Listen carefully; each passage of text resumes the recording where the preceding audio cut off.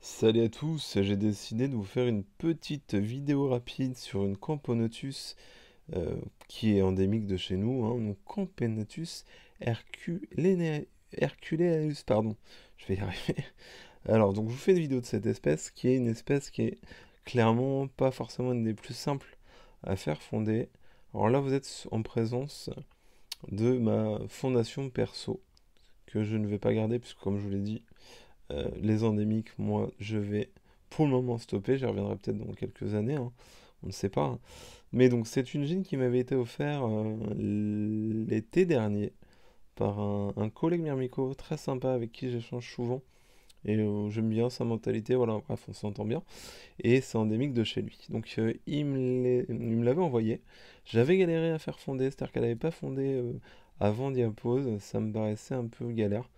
Et finalement, sortie de Diapose, elle a fondé, elle a eu une première ouvrière et après tout s'est enchaîné. Et j'aurais pas cru, puisque là aujourd'hui, j'ai 6 ouvrières et pas mal de couvains.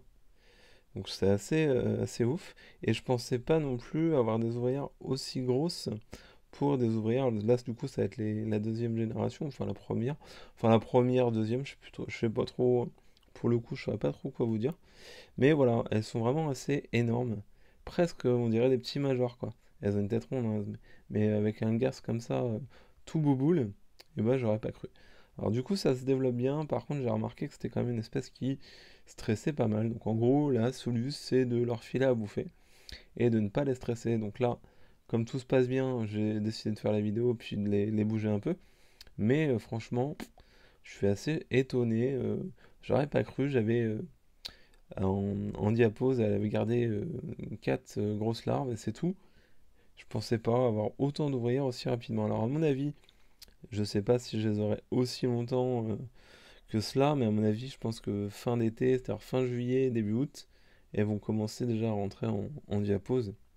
Et du coup, ça va stopper le développement. Mais bon, si je peux monter déjà à une petite quinzaine d'ouvrières, ça serait vraiment sympatoche.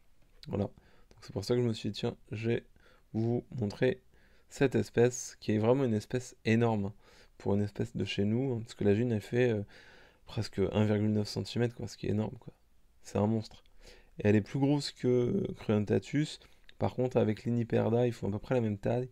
Mais Herculanus est plus bouboule, hein, clairement. Donc voilà. Donc beaucoup vin, espérons que ça dure. Mais en tout cas, je suis grave content quand je vois la tête du couvain. Voilà. C'était pour vous les montrer. Merci de m'avoir regardé. Salut, salut.